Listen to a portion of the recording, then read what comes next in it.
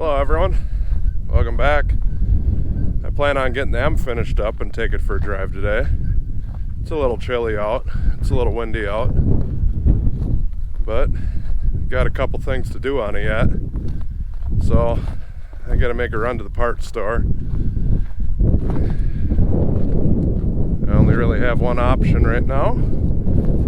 Kinda look through all my vehicles, the ones that I don't mind robbing some parts from, and none of them have the part I'm looking for. So I'm gonna take it from this guy. I don't plan on really doing much with him, but who knows. Yeah.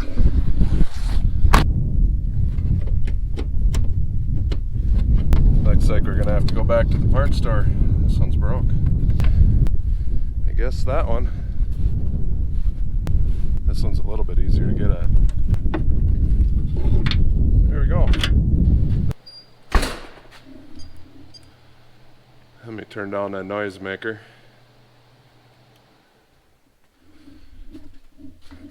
Yeah, if you guys are new to the channel, why don't you hit that subscribe button, like this video.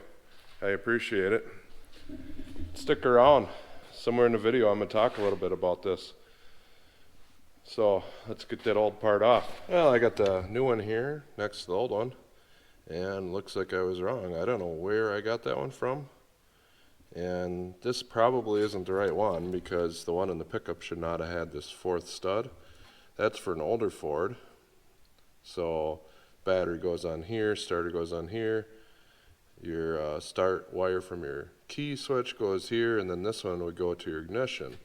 Back when you had points ignition and some of that older ignition systems, they had a resistor in there that would drop the voltage down to the coil, and while you were cranking it, this would feed it a full 12 volts. Well, that one has that too, but as you can see how it bolts on, it's in a little different configuration. So I might have to mount this a little more like that instead of how that one is, but should be able to make it work. Just want to watch out, because if I mount it exactly the same as this one, this positive battery cable would be awfully close here, and that would probably provide for some interesting fireworks. You guys want to make sure you take the positive cable off before you mess around with these. There we go.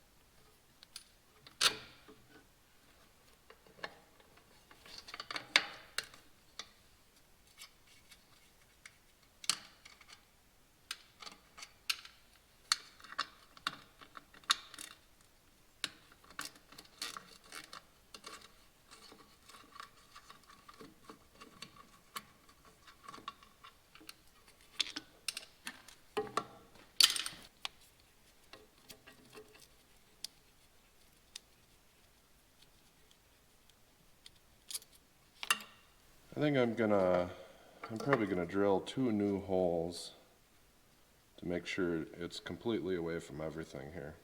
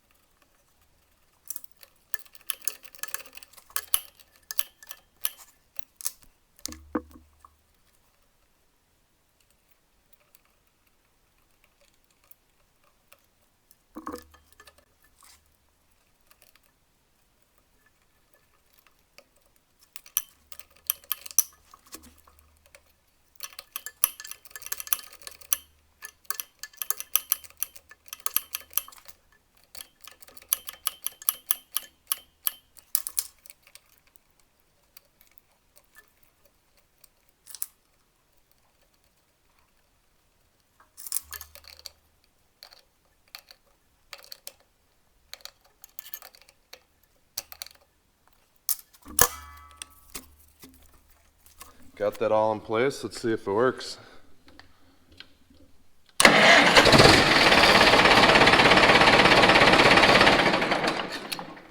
Seems a lot better than the old one.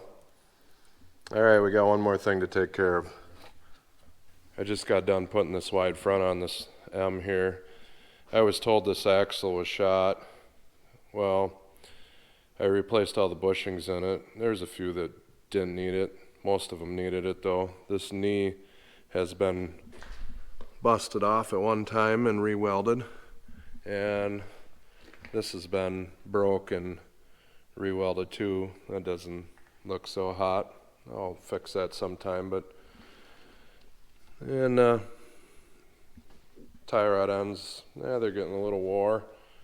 Not too bad yet, but problem with this right now is the toe is off almost by an inch toe end, and you don't really want that. You'll plow a little bit as you're driving, which will take more power, and you'll wear the tires off a lot faster. These tires are only a few years old, so I measured it up and pretty much it's just this side here that's off. To adjust this link on the Schwartz wide front, you take this bolt out.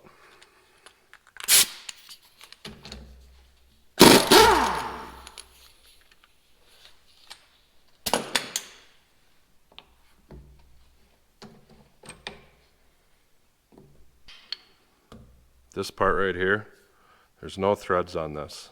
There's just some notches in the bottom for this bolt to lock into. So what you're going to want to do is turn this. This needs to get shortened, so it has to go in.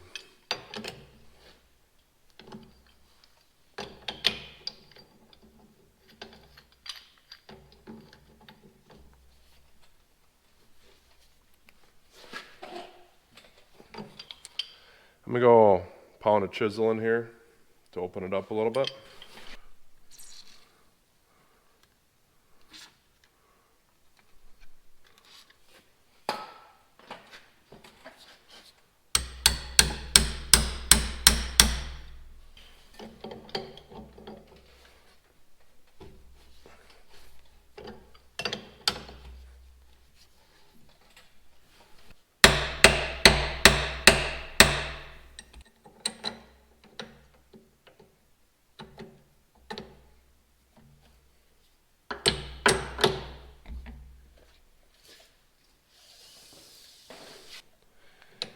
After a little bit of finagling around here, I got it set at about an 1/8 inch toe end, which should be close enough.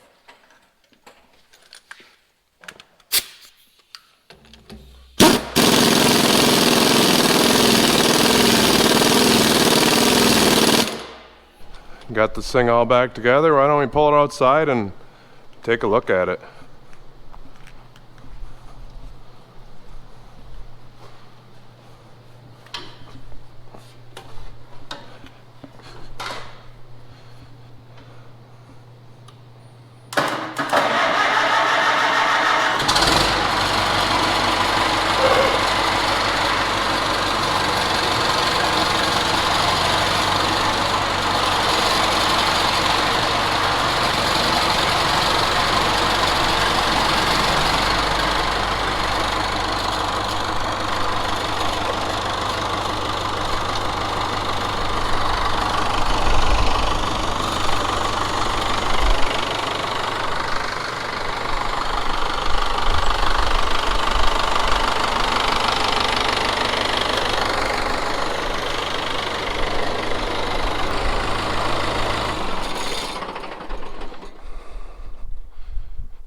Well, here's my M, guys.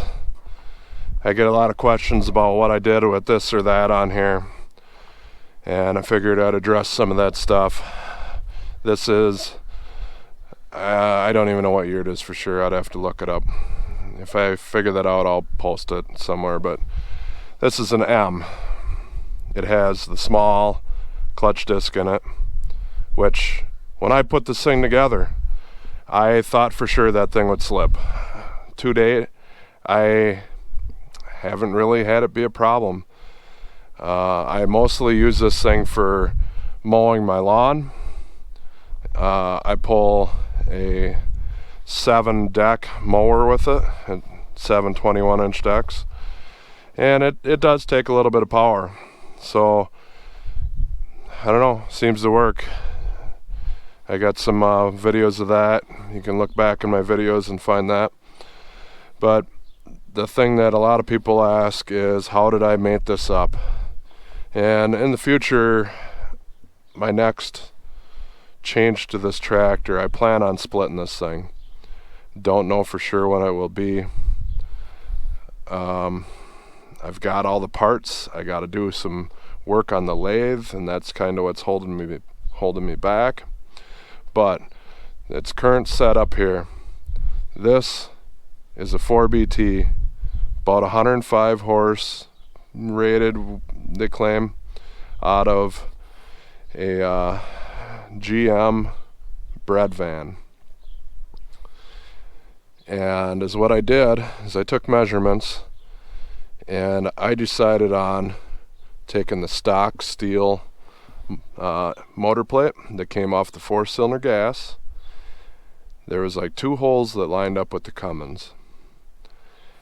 They got that kind of angle bolt pattern in the back of the Cummins. 2 of those holes lined up. So the rest got welded up, re-drilled to match the Cummins. And then a little bit got cut out in the bottom to clear the block and the oil pan. And then the flywheel, there's a 1/2-inch spacer that is just about a press fit onto the stock Farmall flywheel. And then the other side has the proper flanging and everything to go onto the Cummins crank. And then the flywheel was re-drilled with the Cummins bolt pattern, and I installed longer, stronger bolts. Right now, I don't want to take this to too many RPMs because that flywheel is kind of like Swiss cheese with all them holes in there. And that's part of what I have to do on the lathe is I plan on making another flywheel to fit this. And that flywheel's a little lighter, should be stronger, and then I shouldn't be too worried about revving it up a little bit more, putting a different governor spring in here.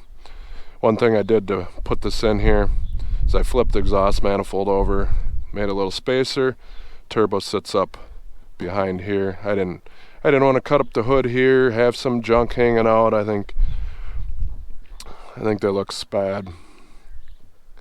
So the radiator hoses, I believe I just found them off the shelf at Napa. Probably had to cut one end off or so to get them to fit. A radiator hose off of Maxim tractor or something might actually be close, I'm not sure. The fan drive, that I took measurements off a Maxim tractor. It happened to be exactly the same where it needed to be. I found equivalent to that's not from the engine originally. The motor mounts. Here is the factory motor mount location on the Farmall. I moved them back a little bit, and one of these holes is a 1/2 hole off, and then I used the stock Farmall cast motor plates and machined some off. Can't remember all that stuff, it's been a few years, but that's what I did for that.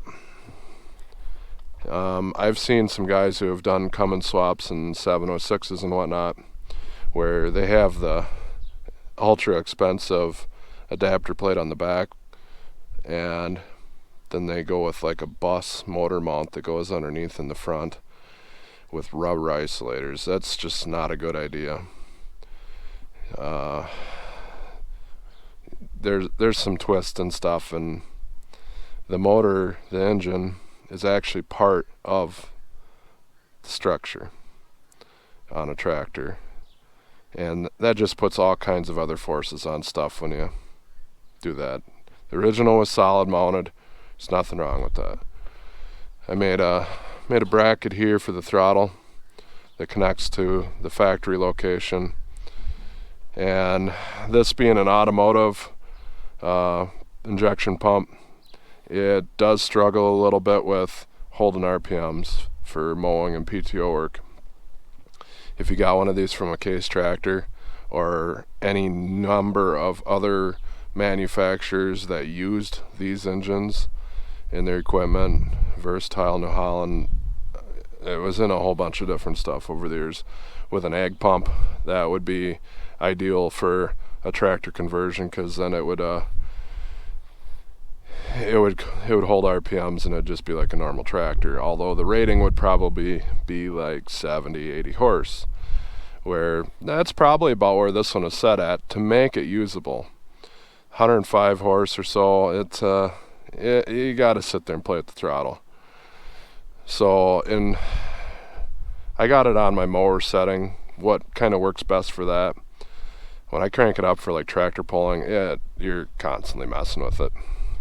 So this isn't the highest setting that this pump can do. This is how it's normally set, how I normally use it. This is the bone stock Farmall starter. Nothing done to it. I assume that's probably a 6-volt starter even. Running on 12 volts, has no problem cranking this thing up. Still running the belly hydraulic pump, although they're not very good. This one's not very good. And part of my plans will eliminate that for a better hydraulic system. I was running an electric fan originally in here, and that wouldn't keep up on 90 plus degree days mowing. Went to the mechanical fan, and that's actually some old 350 Chevy universal fan, and no troubles at all. 180 when it's 100 degrees out mowing my lawn. And like I said, that pulls fairly hard. Someday I'd like to put a boost gauge on here and stuff so I can see kind of what it's doing when I'm mowing. This is a stock Saginaw power steering pump that would have came in the bread van, would have ran power steering and the hydro boost. Right now it is running a Charlin torque generator for the power steering, which actually came off of an Alice Chalmers. Don't know if it's the correct model for this tractor, but I made it work. It works pretty good. Works a lot better than what it had. Front end is all slopped out on here, so it kind of does the shimmy every once in a while. At least it did with the narrow front. We'll see how bad it is with the wide front. Well, I got a tack on here. That's just a 6.4 liter Power Stroke crank sensor. It's pretty hard to see. It's down in there. I got some junk welded on the front pulley. They don't run a balancer on here. And that's how I get the tack signal. If you want to do it the proper way, you'd probably put like a balancer off of a 6-cylinder, then machine grooves in there. That'd get a tack signal for you. What do you think, guys? Is that enough flapping my lips for today? Let's take this for a drive. I'm starting to get cold, and I'm about to get really cold.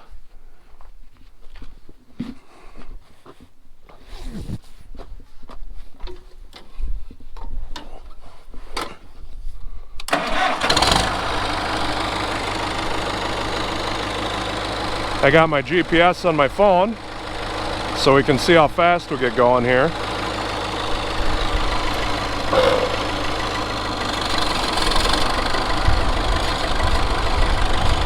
See, there's a little play in my steering. Ugh.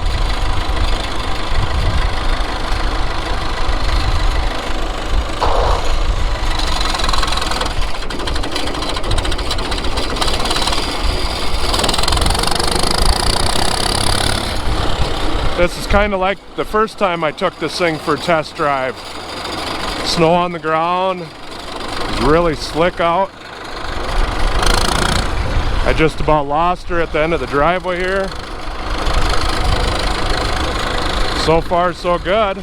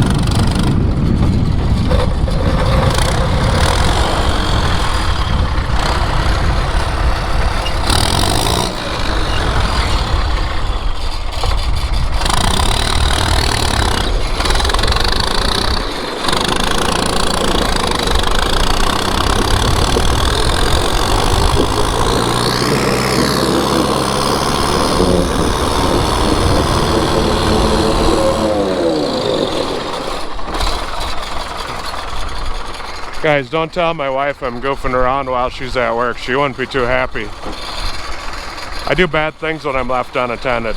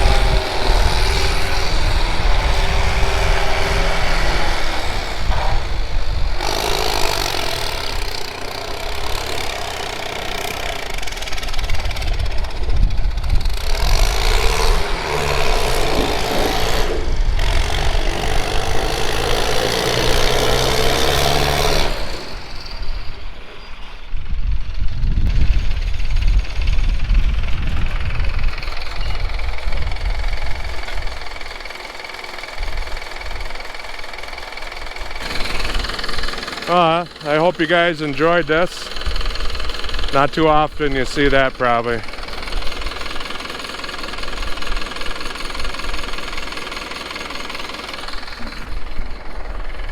Thanks for watching, everyone.